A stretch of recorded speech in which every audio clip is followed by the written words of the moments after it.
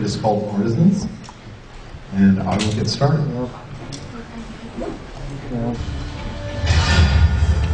So essentially, artisans are special NPCs who help the player by linking their skills as craftsmen.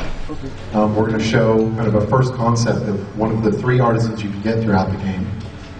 This is the Blacksmith.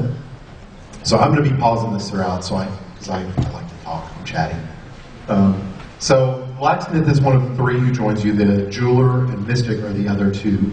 And as you move through the game, you will encounter these various artisans, and they can join you on your adventures. So you don't start the game with access to artisans. You earn them along the way. So artisans, essentially, as you encounter them, they'll have different problems that they need solved, or issues that they need to get into, or things that they need from you.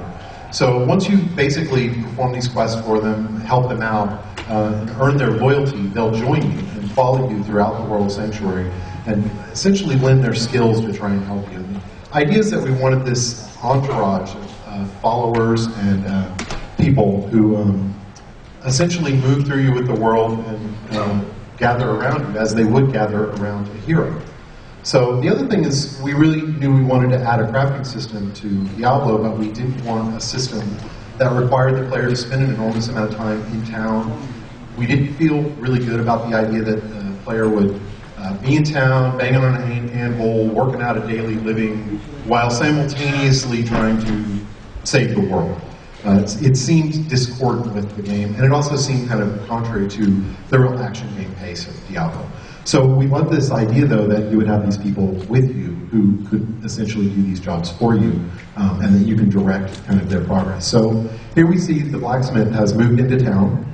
He's got his cart all set up, and he's ready to go.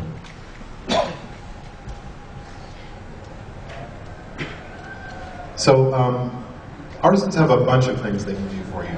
They can act as just kind of normal vendors, so you can buy items. We'll put better items in that store eventually. They won't all just be lousy, crappy white items.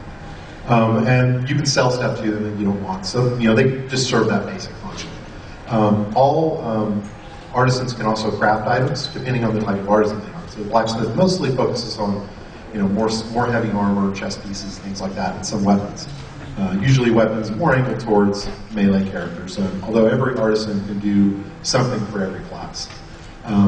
Also, every artisan has special abilities. So the Blacksmith can repair items, and none of the other artisans can do that. And he can also add sockets to items so that you can put gems into basically any item. So any item that doesn't already have sockets on it.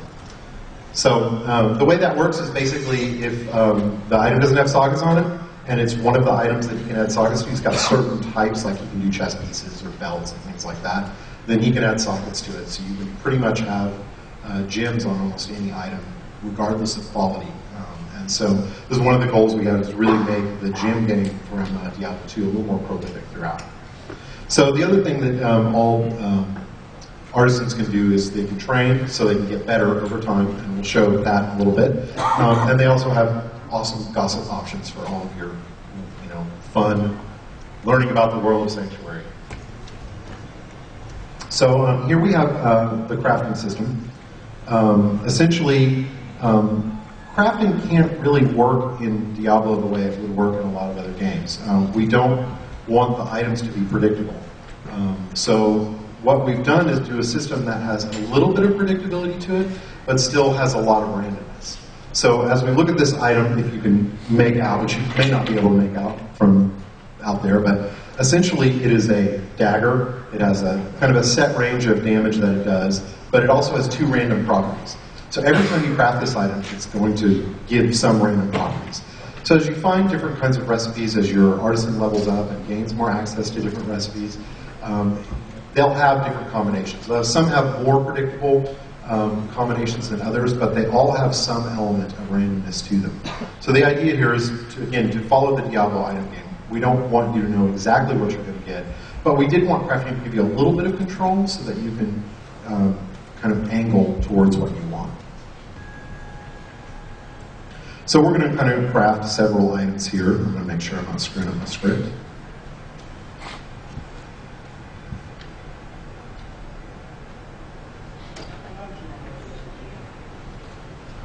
So as you see, this one's got a couple more predictable, but still a couple random properties. And once you've got the materials you need and the money, and you're ready, you can craft your item. See, it's fairly quick, and you can even queue up multiple items and then go and come back, and they'll have them all done for you.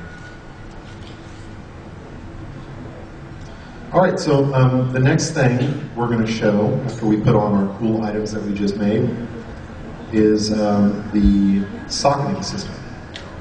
So essentially, as I mentioned, the blacksmith has a couple of different items that he can do this to: shields, belts, chest pieces. Basically, if it's any of those that are applicable, he can do it. You can take the item, put it in, pay what is currently an exorbitant gold fee, won't be probably quite that exorbitant, and then add gems to that item. So pretty straightforward. So the crafting system is driven by materials, and those materials are gained primarily through salvage. So the salvaging system basically allows you to take any items that you don't want and put them in this cube-like device and break them down into essentially crafting materials. So this has a couple cool aspects to it. You can do this anywhere. So if your bags are full and you don't want to go back to town, you can just break down some items. And our goal is really to essentially strike a good balance between your desire to sell items and your desire to break them down. We don't want that to be a really hard choice, like you're struggling with each item. There's going to be some items that you obviously want to sell because they're worth more gold, and some items that are better to break down. Usually, higher quality items that don't have great affixes on them, so they don't sell very well. So, those are the primary places, and the more rare the item is, the better the materials you get off of it. And there's also some randomness to the world.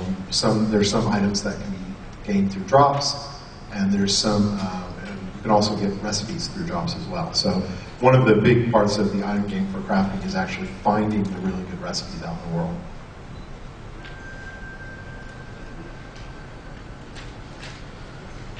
All right, so the next thing we're going to show you is how Artisan upgrades. This is my favorite aspect of the Artisan feature. One of the things that most crafting systems don't have is a visual element. We do with almost everything else. As you get better as a player, your skills look cooler, and your armor gets better, and we tend to visualize almost everything about your character getting better. But in most games, crafting is not one of those things that you get a visual indication. You just get usually something in the UI. So, but because artisans are characters in the world, we can visually show them getting better over time. So the other thing we wanted was the leveling up process to be fairly easy. So as you see, this is actually about as quick as it is. It doesn't take very long to level a guy up once you have the materials. It's actually acquiring the materials, which you do by going out and fighting in the world. So again, we wanted the process of crafting to be mostly focused on combat. We didn't want you again to spend tons and tons of time in town. We want you to go out, kill monsters, find materials that you want, find items that you want, find items that you're going to break down, and always be wanting to get back out into the world and fight one. So this is an example of the blacksmith once he's fully upgraded, and every artisan will have several levels of kind of visual upgrades that they get throughout the game world. So that is pretty much the artisan feature. The only thing left is for us to, I can't really do a video where we don't kill something. It doesn't feel right. So there we go, there's our killing. We're using our crafted items and we're killing goats and we're staring at rainbows. And that is Artisan.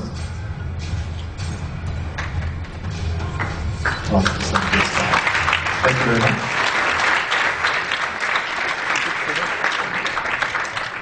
Thank you very much, Jay. We now have an open